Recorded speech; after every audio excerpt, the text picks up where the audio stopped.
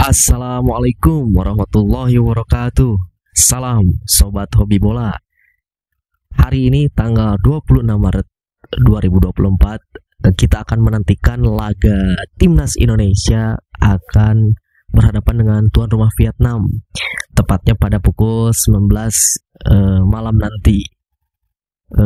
Skuad Garuda tentu berharap bisa menang lagi di Hanoi. Tentu juga kita, para pecinta sepak bola tanah air, juga berharap timnas kita bisa meraih hasil maksimal, bisa meraih 3 poin di kandang Vietnam.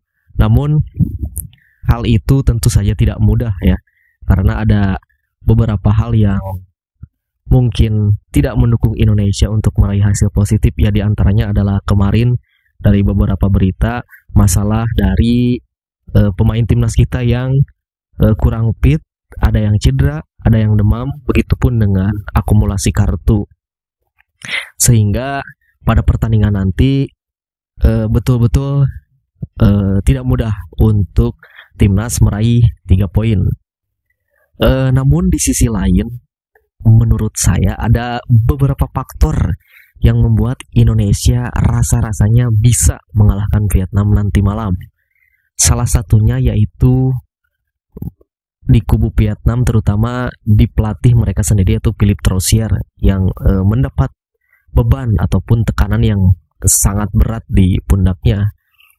Di awal dia ditunjuk untuk menjadi pelatih Vietnam, ia harus meneruskan warisan dari pelatih Vietnam sebelumnya, yang yaitu asal Korea Selatan ya, Park Hang-seo, yang dimana ketika di era Park Hang-seo, Vietnam sangat-sangat menyulitkan bagi timnas Indonesia. Namun ketika berganti pelatih ke tangan Philippe Troussier, 2 kali pertemuan terakhir kita bisa mengalahkan Vietnam. Nah, kondisi tersebut tentu tidak ideal ya jelang menghadapi Indonesia dari kubu Vietnam. Situasi ini mungkin bisa membuat dari kubu Vietnam tidak tenang ketika meracik taktik, terutama bagi Philippe Troussier sendiri ya.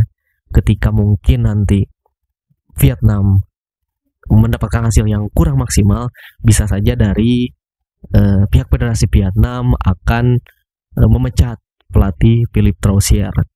Jadi keadaan ini bisa menguntungkan bagi Indonesia. Faktor yang kedua yaitu dengan hadirnya Jai Ijes ya, atau netizen kita biasa menyebutnya dengan Mas Jayadi ya. Dengan hadirnya beliau, lini pertahanan Indonesia bikin tenang. Dengan debutnya kemarin menghadapi Vietnam di GBK, ia benar-benar menampilkan performanya yang sangat apik dengan tenang, dingin, dan berkelas. Itulah dari sosok performa dari Jai Ijes ya. Jai Ijes juga mampu meredam serangan-serangan dari para pemain Vietnam kemarin ya, sehingga para penyerang Vietnam sulit untuk melakukan shoot on target. Dan ia juga merupakan sosok bek tengah yang tidak panik ya, dan mampu berkelip dengan mudah dari lawan yang berusaha merebut bolanya. Jai Ijes juga memberikan opsi untuk membantu Indonesia melancarkan serangan ketika lini serang kita mengalami deadlock. Jadi dengan hadirnya Jai Ijes alias Mas Jayadi, tentu akan menghadirkan ketenangan bagi rekan-rekannya di timnas Indonesia, khususnya di lini pertahanan.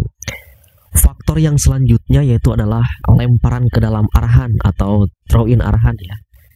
Jadi timnas Indonesia punya senjata mematikan, yaitu melalui lemparan ke dalam pratama arahan. Jadi throw in sang bek kiri kita ini rupanya menjadi horor ya bagi pertahanan Vietnam. Sebab lemparan ke dalam pertama arahan ini yang membuat Vietnam kalah di GBK kemarin.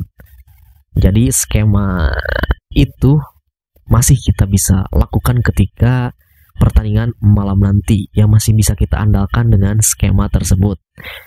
Dari kubu Vietnam juga menganggap bahwa mengeluhkan lemparan ke dalam pratama arahan, sampai-sampai menganggap mereka lemparan ke dalam pratama arahan ini horor bagi pertahanan Vietnam.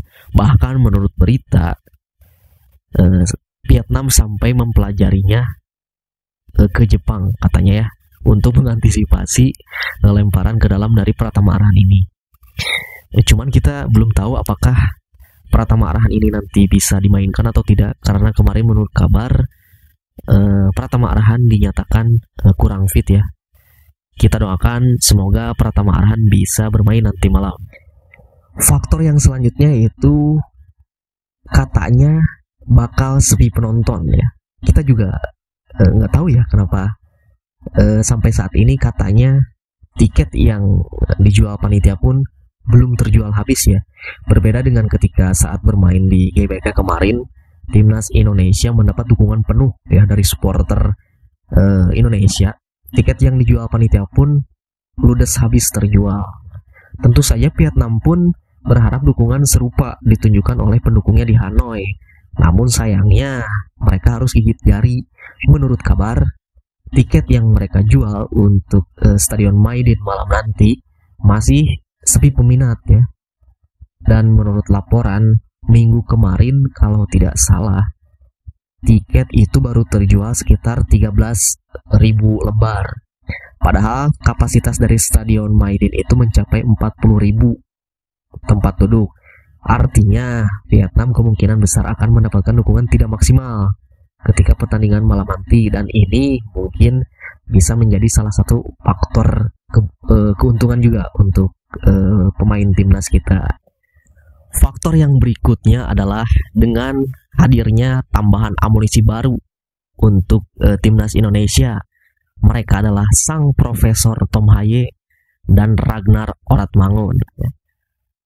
Haye akan mempersolid lini tengah timnas Indonesia, sementara Ragnar Oratmangun bakal menjadi suntikan yang berharga bagi lini serang timnas kita ya. Memang Tom Haye ini kita bisa melihat ketika ia bermain di klubnya SC Heerenveen Liga Belanda, ia mempunyai kemampuan yang sangat oke ya di posisi gelandang ya. Memang pengalamannya sudah banyak di Liga Belanda. Yang pemain berusia 29 tahun ini juga bisa membantu mengontrol jalannya pertandingan nanti jika ia bisa diturunkan. Tapi kabarnya Ragnar Oratmangun dan Tom Haye ini perpindahan federasinya sudah selesai. Jadi kemungkinan besar Tom Haye dan Ragnar bisa diturunkan, dan ini benar-benar kabar baik buat kita ya, yang akan menjadi tambahan amunisi untuk bisa mengalahkan Vietnam nanti malam. Dan faktor yang terakhir adalah perubahan taktik bisa kejutkan Vietnam. Jadi perubahan taktik ini tentu tak lepas dari hadirnya amunisi baru kita, Tom Haye dan Ragnar Oratmangun. Pelatih Sintayong kemungkinan akan bisa lebih leluasa ya dengan memainkan taktik yang ia inginkan nanti. Dengan hadirnya Tom Haye memungkinkan bisa membuatnya mendorong Marcelino lebih bermain ke depan, atau mungkin bisa saja Tom Haye diduetkan dengan Marcelino di lini tengah sehingga bisa menempatkan Ragnar Oratmangun di lini depan, baik di kanan, di kiri maupun di penyerang tengah. Namun kita harapkan pelatih Sintayong menurunkan starting line up terbaiknya di pertandingan nanti malam. Jangan sampai pelatih Sintayong masih mencoba-coba meramu pemain seperti halnya ketika menurunkan starting line up di GBK kemarin ya. Masih bereksperimen terkait starting line up, dan mudah-mudahan apa yang diturunkan oleh Sintayong nanti malam, semua pemain dalam kondisi bugar, dalam kondisi fit dan 100%. Dan kita bisa meraih hasil maksimal dan tentunya meraih 3 poin untuk menjaga asa kita lolos ke babak berikutnya. Sekian dari saya, terima kasih, sampai jumpa lagi di video selanjutnya.